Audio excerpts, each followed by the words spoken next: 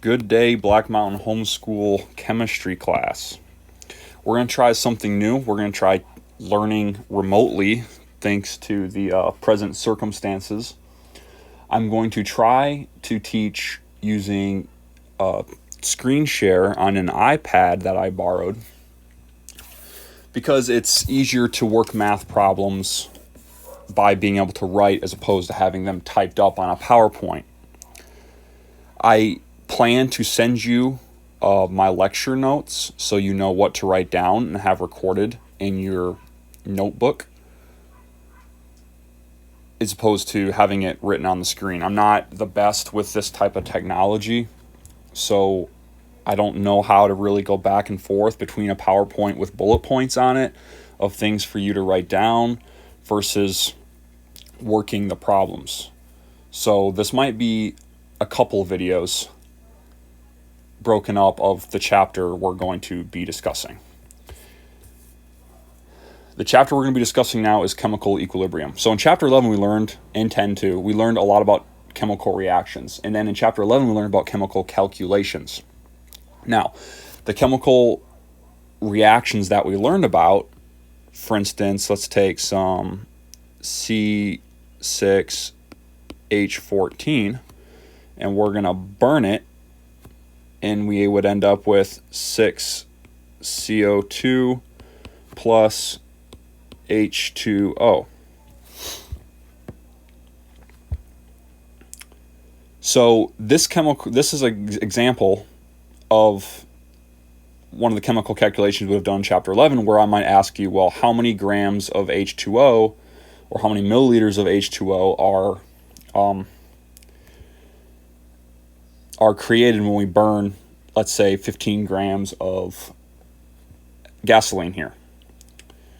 Now, there are a lot of chemical reactions that go to completion. This is one of them, and what we learned in chapter 11 applies to that. But there are also a lot of chemical reactions that do not go all the way to products. They stop somewhere in between. And this is called chemical equilibrium. Now, chemical equilibrium does not mean that the products and reactants equal each other, nor does it mean that the reaction stops happening altogether. What we're learning about is something called dynamic equilibrium. What it means is there is no net gain on either side. So the reaction for equilibrium, if we looked at one here, this is an example of a reaction that does not go all the way to completion. Now, if you put either products or reactants in a vessel, you're going to end up with some of each species. However, it's going to go to a certain point and it's going to stop. It's not going to stop. There's not going to be a net change anymore. You will still have individual molecules from N2O4 turning into 2NO2, but at the same rate that the reaction moves forward, it goes backwards. That is called dynamic equilibrium. Dynamic equilibrium is when the forward reaction and the backward reaction are happening at the same rate. So if we had a vessel here and we had pure N2O4, this is actually a clear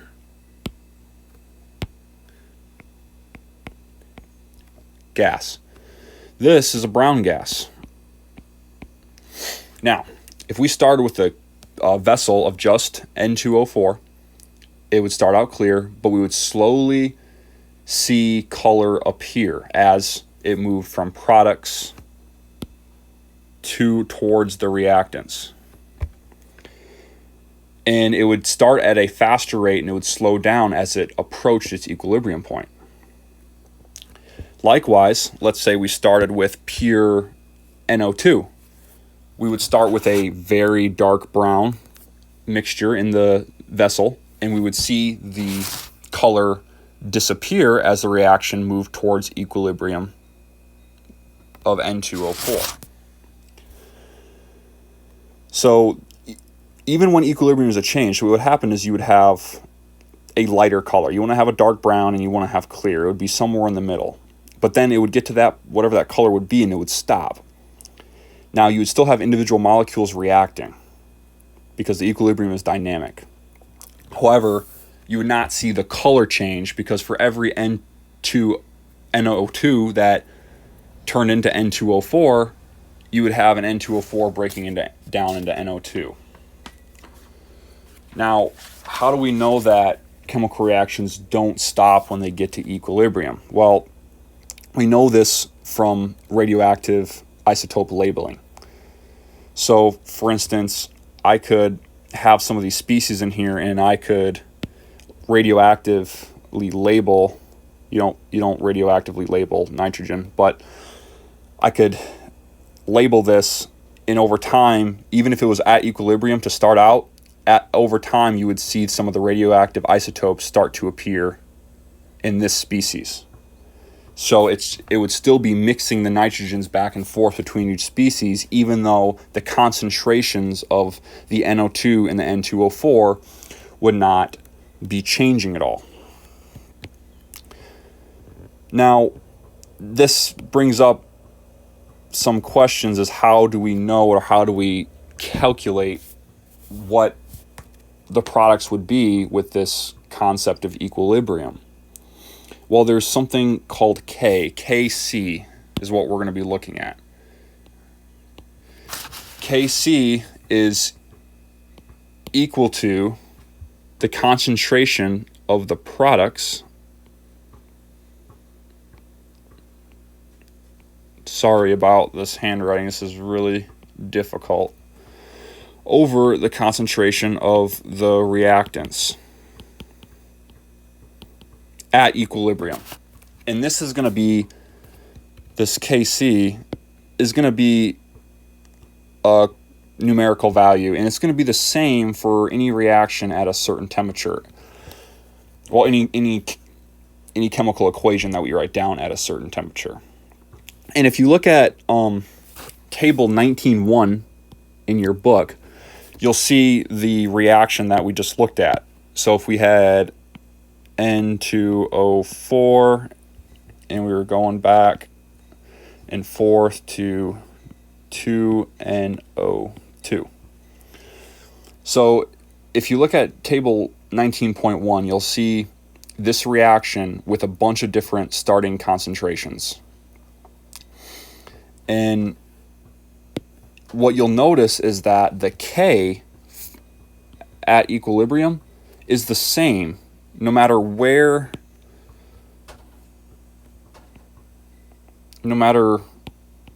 what we start with. For instance, if we could start with maybe 1 mole of that in 1 mole of this. Well, actually, let's make that 0.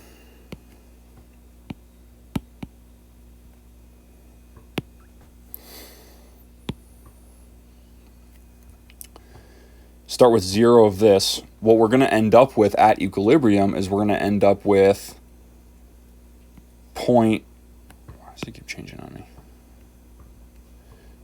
0.8 moles of N2O4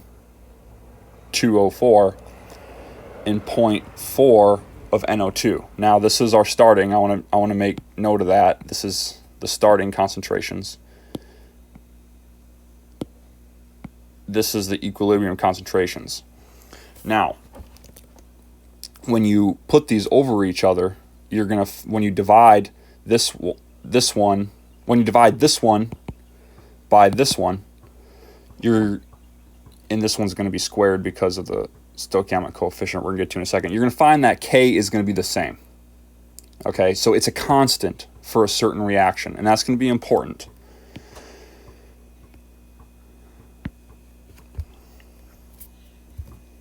Now, the constant K is independent of the initial values of concentration. So basically, no matter where we start, in all cases, the ratio of K is going to end up the same. You can kind of think of it, equilibrium, as being a soccer ball in a valley. So the bottom is equilibrium. And on the right side, is products, and the left side is reactants. Now, if I take my ball, I can put it wherever I want, but it's always going to roll down to equilibrium. I can even put it higher on the reactant side, which would indicate I have a lot of reactants I'm starting with, and it would still roll down to the equilibrium point. Now, the numerical value of that equilibrium is going to change with changing concentrations.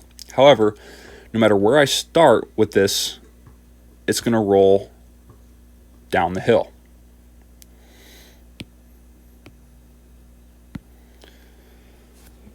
So how do we find K or know what K is equal to? So K is equal to products over reactants, but to be more specific, Kc is equal to the concentration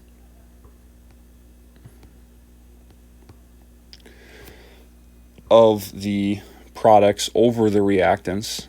I'm going to write a chemical equation for this in a second, raised to the stoichiometric coefficient power. I'm going to do that in a different color.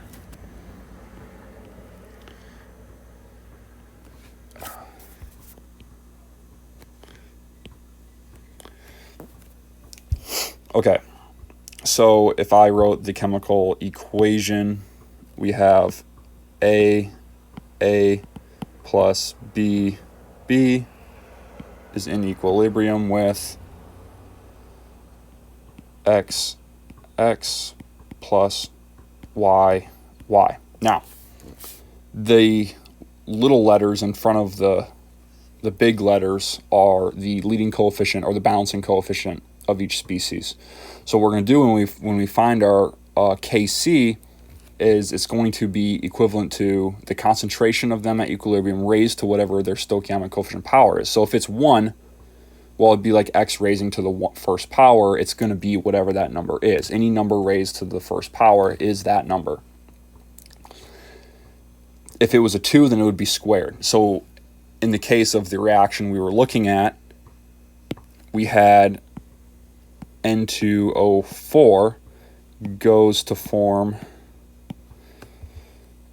2NO2. So now we got 2 of these, 2 products for every 1 reactant. So if we were going to write Kc for this one, well, it would be Kc would be equal to the concentration of NO2 squared over the concentration of N2O4.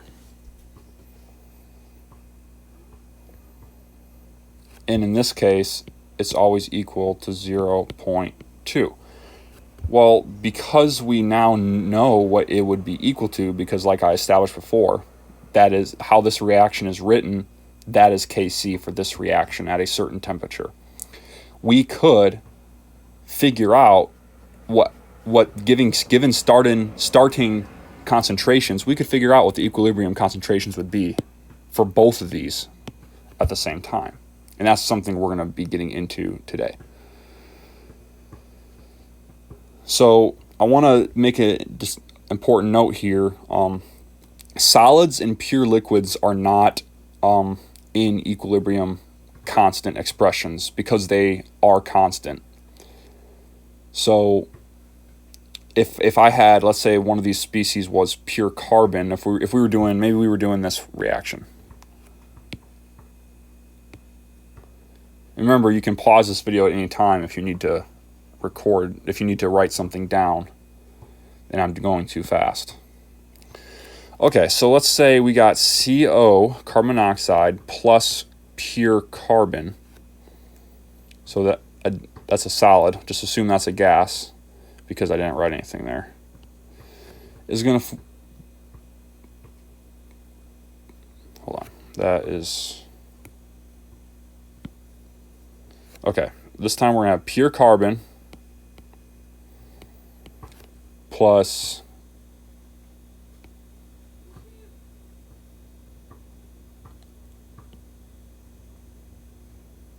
no, it's not right either. I'm sorry. Okay, we'll do it this way. So we're going to have CO2 plus pure carbon is going to form equilibrium with CO, carbon monoxide. Now, this species and this species are gases. This one is a solid. So therefore, when we were writing our equilibrium expression, it would just be Kc is equal to the concentration of CO over CO2. And that would be concentrations in molar. When we do our calculations, you're going to see that everything is calculated in terms of molar. Okay. So that's how, so if we had given initial concentrations of these, if we knew what Kc was, which it is in the book, you would be able to calculate exactly what concentrations there are at the end, and with the concentrations, you can find the number of moles, and then the grams if needed, which will be our first example that we're going to get to. So Kc is equal to a constant, and it's given at a certain temperature, okay? So Kc is going to be temperature specific. And this is important for industrial chemical purposes because some reactions don't really happen on their own at, let's say, a low temperature. For instance, the formation of ammonia. But it goes, the reaction favors products heavily at high temperatures. So part of making ammonia is having high temperature because the Kc will be different at different temperatures. So it's very specific. Product concentrations appear in the numerator. Reactant concentrations appear in the denominator. So if Kc is big, that means we have lots of products. So if you think about it this way, if let's say CO is 10 and CO2 is 2 at equilibrium, well then the Kc would be 5. Now, that would, let's just say that's a big Kc. Well, let's go back and say that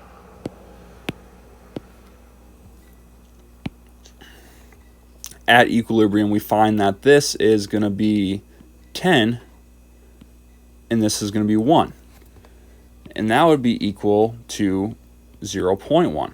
That would be a pretty small Kc. So if the Kc is big or large, it's going to tell you whether the reaction favors products or favors reactants more. Small Kc's means there's going to be a lot more reactants than products when we get to equilibrium. Large Kc is going to say that is going to mean that there's going to be a lot of products. And then the concentration for each species is raised to the power equal to its balancing coefficient. Like I already said, that's important to remember. Pure solids and liquids do not appear. So like here, the solid does not appear in the Kc expression. And equilibrium is dynamic. So example 19.2 in your book is going to have give you some practice of writing equilibrium expressions. So let's do this reaction. So if we have nitrogen gas plus hydrogen gas, and we're going to form ammonia.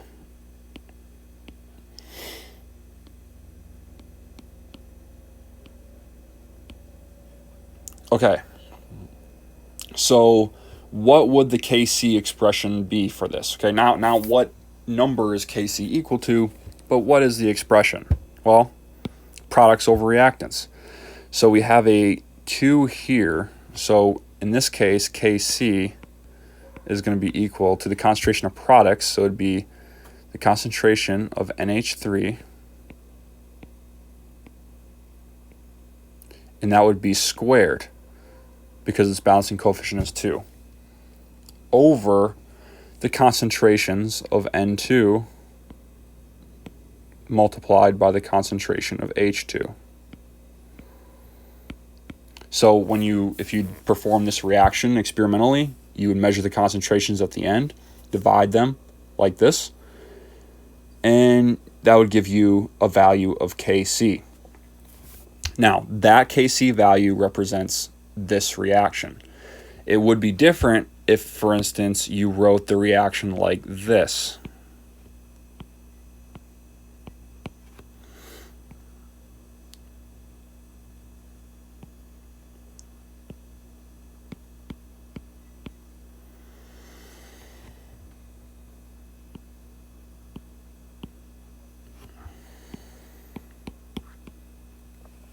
Kc would have a different value in this case. Well, because you'd be raising the bottom concentrations by 1/2 and 3/2. So it'd be n2 to the 1/2 power, which would be the square root, times h2 to the 3/2. And that would give you a different Kc value. So the Kc value doesn't necessarily reflect the equilibrium constant for the reaction, but it's how the reaction is written. And actually, I believe that this first equation would require, would that be right? 6, no, 3 of these. Yep, it would. Okay, so in that case, please note that the H2 at the bottom would be cubed. I did not write that balanced. Okay, let's look at another one. So let's try this equation. So we got PCl3. Now this is going to be a liquid.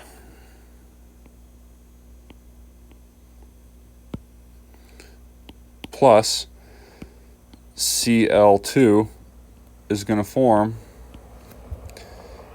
PCl5, and this PCl5 is a solid. So what would our equilibrium expression be? Well, pure liquids and pure solids do not appear. So Kc in this case would just be 1 over the concentration of Cl2.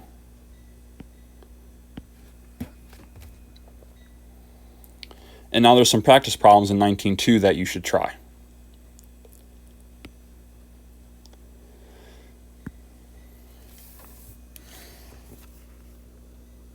Okay, so an example 1911, where it's asking us to find the Kc for this reaction. So COCl2 goes to form CO plus Cl2.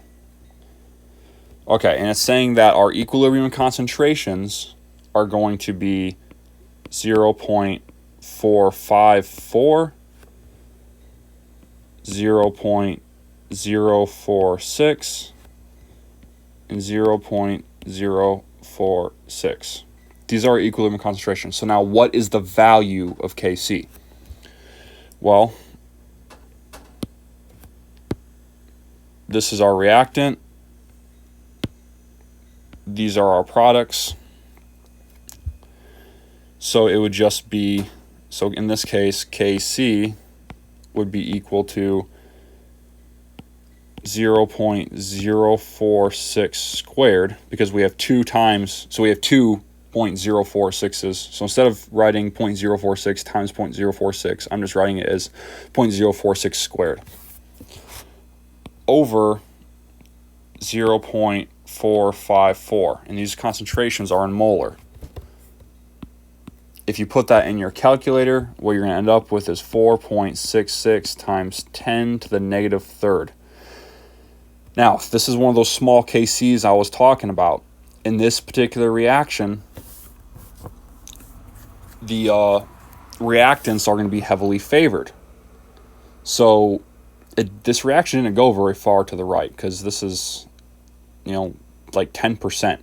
So basically 10% of these actually became that.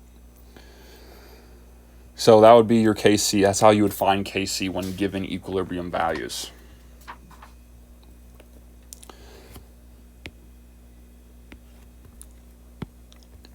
An example of a reaction with a large Kc would be this one. Hydrogen gas plus chlorine gas goes to form 2HCl. Well, the Kc for this particular reaction is equal to 2.5 times 10 to the 4th power.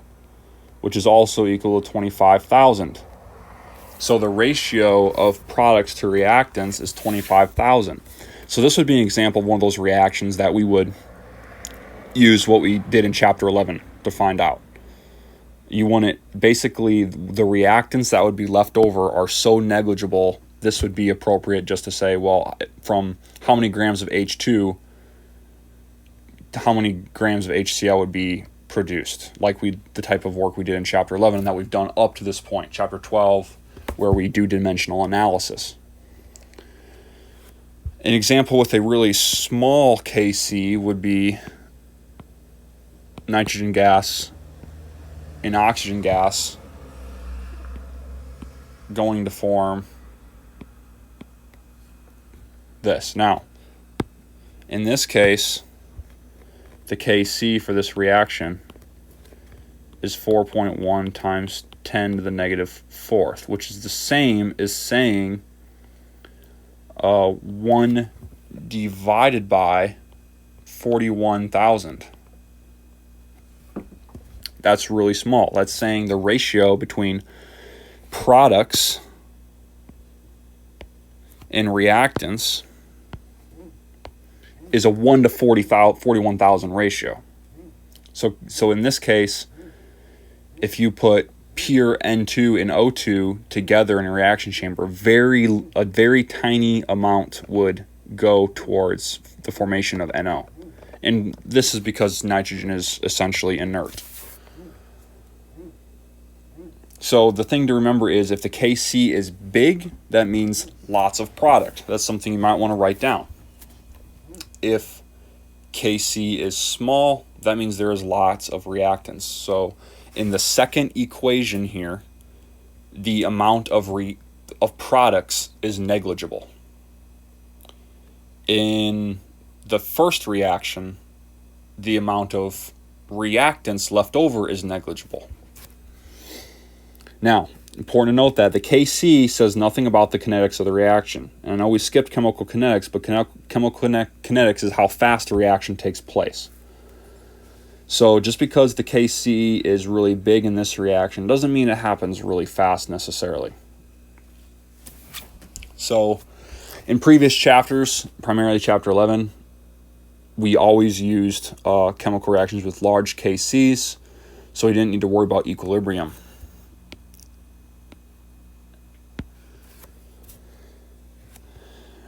So example of one of these reactions would be C6H12O6 plus 6O2 would go to form 6CO2 plus 6H2O. Now, we're getting to the meat and potatoes of chemical equilibrium here, and what's the point, right? The point is it's going to be math. It always is. So if I said you had 12 grams of sugar here, how many grams of CO2 would be produced if you burned this?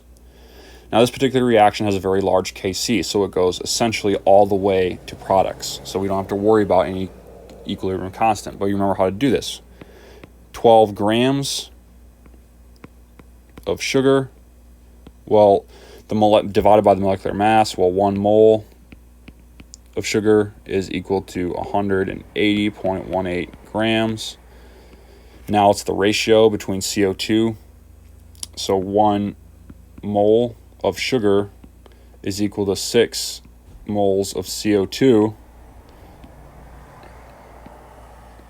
And now 1 mole of CO2 is equivalent to 44.01 grams of CO2.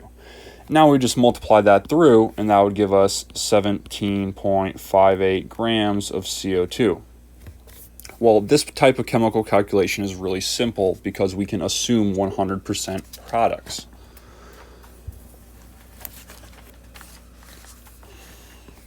But unfortunately, many reactions, we can't do this.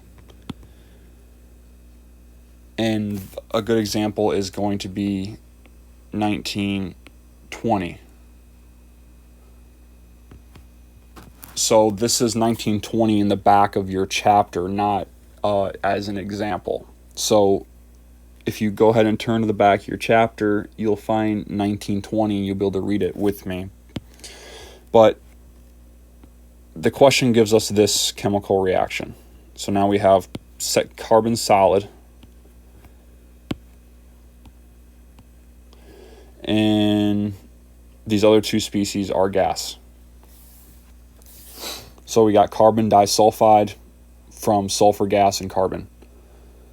So what this particular question is asking us, if we have 10 moles of N2, of S2 I mean, we're starting with 10 moles are reacted with carbon in a 5-liter vessel. Remember, the volume is going to be important because it's concentrations. Doesn't necessarily matter how much you have to start with, it's the concentration of it. We're going to react 10 moles of sulfur in a 5-liter vessel with solid carbon.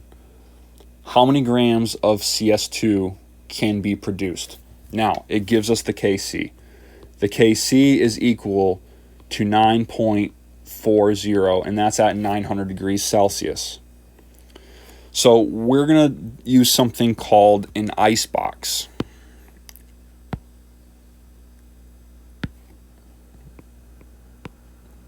The ICE stands for initial, change, and equilibrium.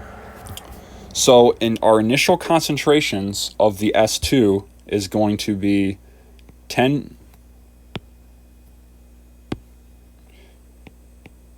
moles over 5 liters, which is equal to 2 molar. Carbon is a solid. We don't need to worry about that's concentration. That one's concentration. The CS2, we're starting with 0. The change, okay. Well, the change is going to be related to the stoichiometric coefficient of each one. So it's a 1-to-1 ratio, right? We got 1 mole of S2 and 1 mole of carbon going to form 1 mole of CS2. So, which means that over here we have minus X, and over here we have plus X. So equilibrium, it would be 2 molar minus X, and this one would just be X. That would be the values. So now we use our Kc over here, and we need to make an expression. So if we know that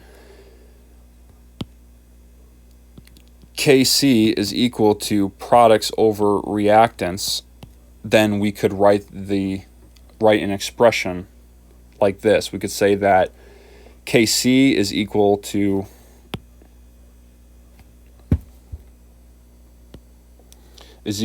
X over 2 molar minus X, and that is equal to 9.40.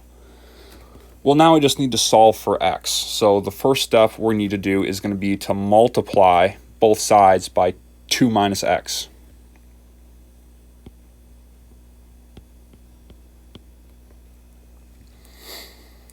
And what that is going to give us, and that's going to be, that'll make it equal to X. So if I multiply both sides by 2 minus X, the 2 minus X goes away on this side.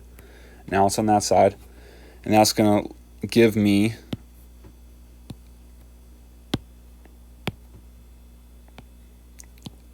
X is equal to, it'd be 18.8 minus 9.4 X.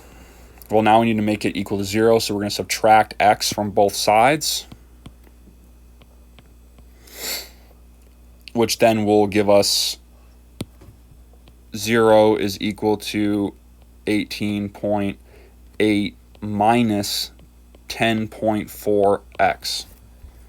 Well, now we can just move the 10.4x to one side, and it would both be positive, and then divide the 18.8 by 10.4.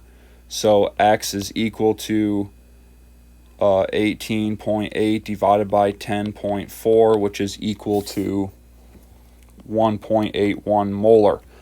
There's our the beginning of our answer. Now this is the concentration. Notice the question asks us how many grams can be produced.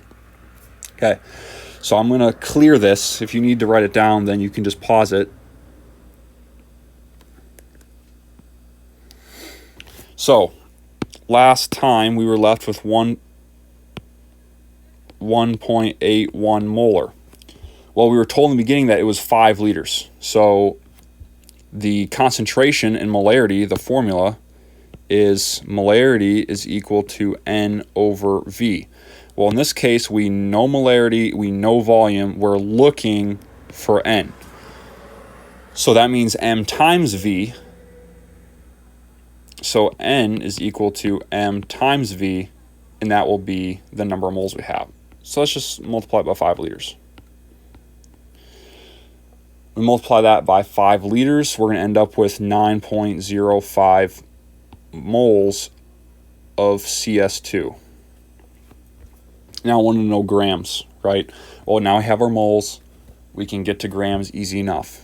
9.05 moles times the molecular mass, so 1 mole, is equal to 76.13 grams. And the answer is 688.22 grams of CS2. So that is how we used an equilibrium constant to solve for the amount of products that we would get after a chemical reaction. So it's not a whole lot more difficult than what we already learned and looked at. So let's look at another one real quick. This one is going to be 1925 in the back of your chapter. And this question is giving us this chemical equation. So we got 2ICl, and it's going to form equilibrium with I2 plus Cl2. Now, in this case, it's given us the Kc, and the Kc is equal to 0.11. And it gives us some initial concentrations. It's saying that it's in a 1.5 liter reaction vessel, and we're going to put 0.33 moles of each of these species into the 1.5 liter reaction vessel. So therefore, our initial concentration is going to be 0.33 over 1.5, which is, I'm sorry, that is incorrect. It's actually, the chlorine has 0.33 moles to start. The chlorine is having 0.33 moles to start, and the iodine is going to have 0.65. Okay, so it's going to be 0.65 over 1.5 liters, and this one's going to be 0.33 over 1.5 liters. Okay, so we're going to draw our ice box again. We have initial change in equilibrium. Well, our initial of the ICl is going to be 0. Our change is going to be plus 2x, which means at equilibrium it'll be 2x. And the change at equilibrium for I2 and Cl2 is going to be 0.433 minus x and 0.22 minus x. Now these numbers, 0.22 and 0.433, are taken from up here. 0.65 divided by 1.5 liters is 0.433. Same thing with Cl2, 0.33 divided by 1.5 liters is 0.22, and that is molar in concentration. Okay, so now this reaction is going to be going backwards. We can see that. First of all, it's a small reaction going from left to right. We know that because Kc is pretty small. And now we see that there's going to be a reverse reaction going on. So a new concept here. Kc of a reverse reaction is equal to the inverse of the Kc of the forward reaction, which means that the Kc reverse, so if I were to write this reaction the other way, if I were to write this reaction and switch the products and reactants, Kc reverse would be equal to 0.11 raised to the negative first power, or 1 divided by 0.11, and that is equal to 9.09. So this is our new Kc. Now you can use either Kc to solve this. It's going to be easier if you take the one for reverse, because that's the way the reaction is actually going. That way we'll get the correct signs. Otherwise you might end up with the wrong signs but the right answers. Okay, so I'm going to clear this again and we're going to work this problem. Okay, so Kc is equal to the products, which is going to be the concentration of ICl squared over the concentrations of I2 times Cl2. So based on what we had at our equilibrium on the previous page, this is what this is going to look like. Well, at equilibrium for I2 was going to be 2x. Now that has to be squared. The bottom one was going to be 0.433 minus x times 0.22 minus x. Now, as you may be able to see, or maybe you can't yet, it's fine. I know that most of my students are younger high schoolers, so they haven't had as much math yet, but we see from looking at this that we're going to have to solve the quadratic equation once we work this out. Now, I'm going to write the Kc value, which was 9.09.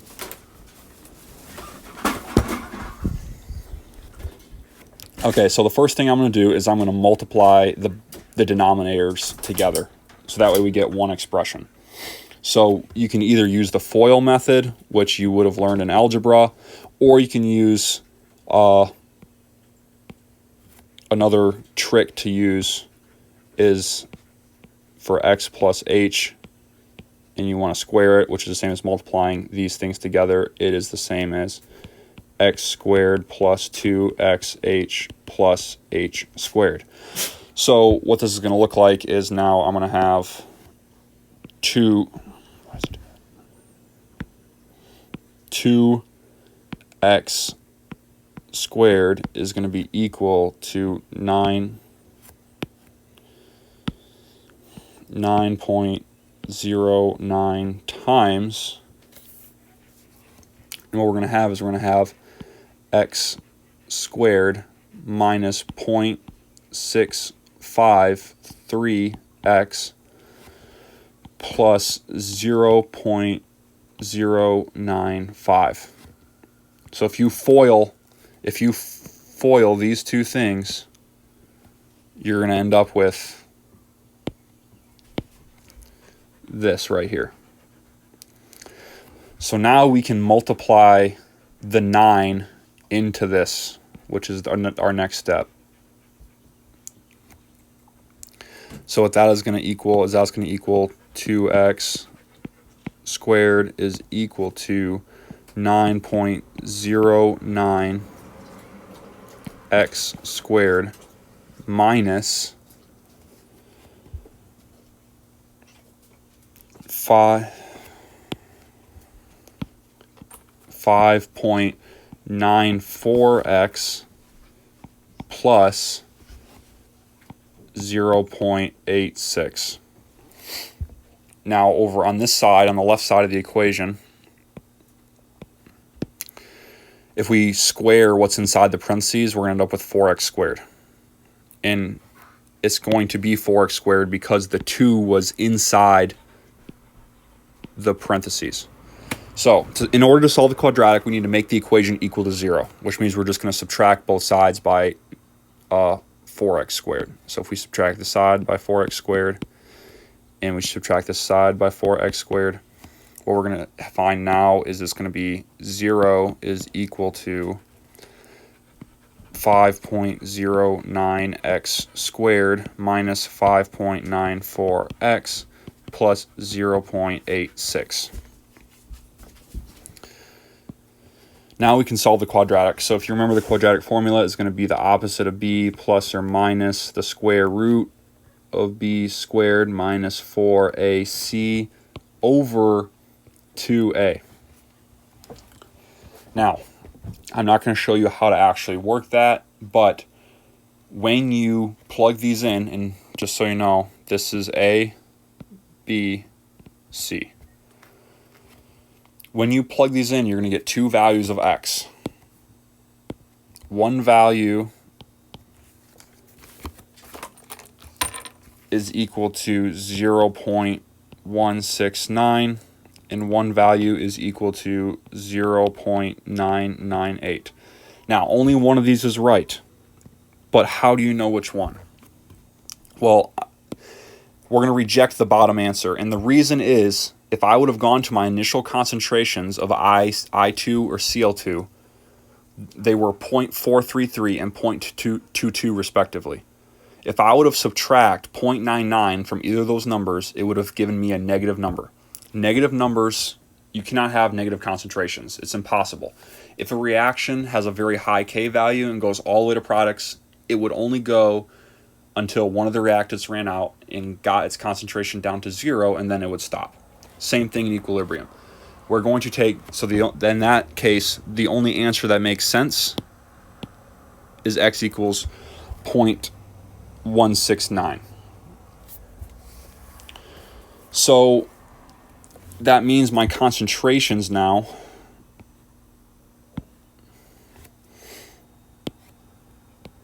my concentration for ICl is going to be equal to 2 times 0.169, and that is equal to 0.338 molar. The concentration of I2 is equal to 4.33 minus 0.169. And remember, this 0.433 right here came from our previous page expression. We were setting up our icebox. And that is going to be equal to 0.264. Concentration for Cl2 is going to be equal to 0.22.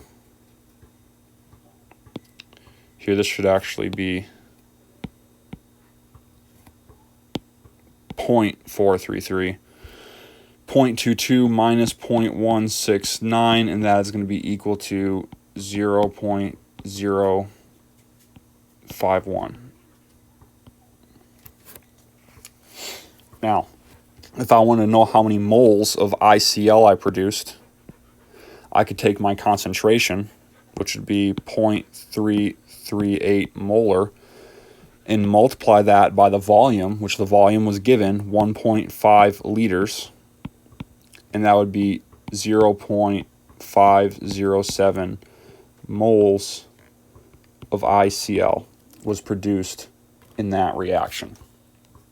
Now, to find the grams, I could just do 0.507 times the grams of ICl, which is 162.35 grams, is 1 mole, and that would be equal to 82.3 grams.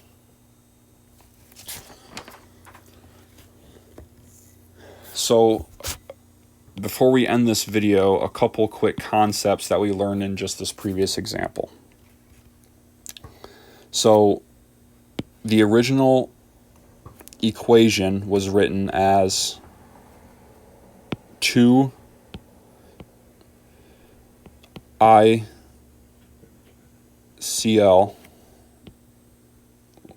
would be in equilibrium with I2 plus Cl2. And the K for this one was equal to 0.11. Now, we can reverse this reaction and say that I2 plus Cl2 goes to form 2ICl. And the Kc for that is 9.09. These two values right here are inverses of each other. So if you x raised to the negative 1, so if you were to take 9.09 and raise it to the negative first power, you'd end up with 0.11, and vice versa. And that's true of all chemical equilibrium constants. If you want to find the K value for the reverse reaction, just take the inverse, and you can solve it that way. One last thing we need to cover is something called Le Chatelier's principle in equilibrium.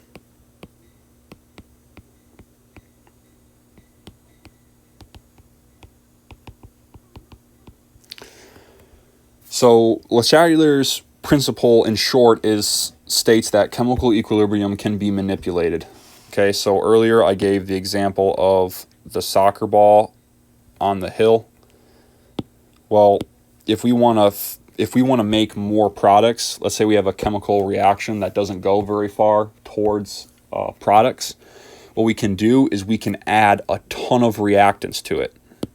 So if we put a ton of reactants in here, which is like moving the ball up the hill on the reactant side, the value of the products will be higher when it goes back to equilibrium. Okay, and if we add more products to the mixture, then the ball is going to roll back the other way and create more reactants. So if I had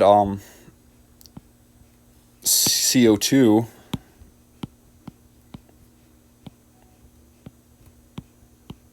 and CO in a mixture, and I had pure carbon over here too. If I had this mixture and I added more CO to the mixture, which would be the same as increasing the concentration, what I would see is I would see a net change towards the left of this equation.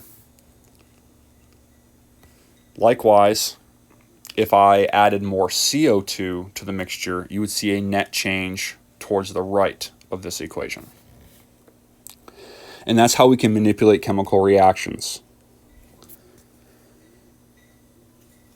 So the volume of a cylinder, of a vessel, can also affect the location of equilibrium. So let's say I have two vessels and I have a piston in them, so they're sealed, and I can adjust the volume. And I'm going to have some water in there.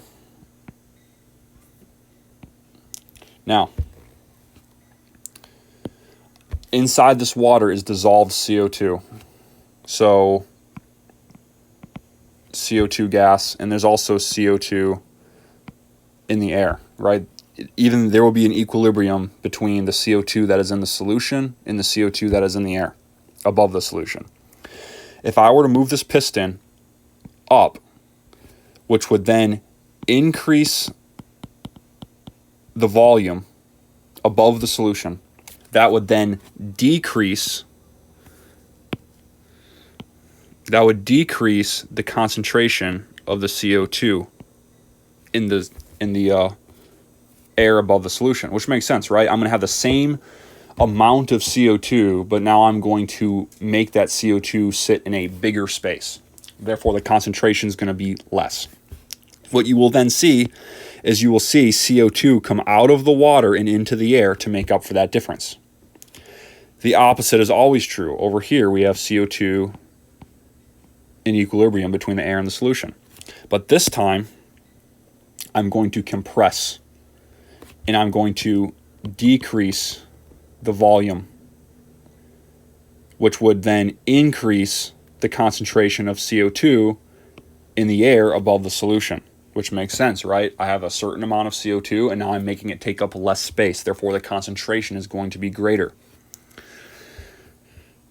In that case, you're going to see CO2 go from the air into the solution, and that is in essence, Le Chatelier's principle.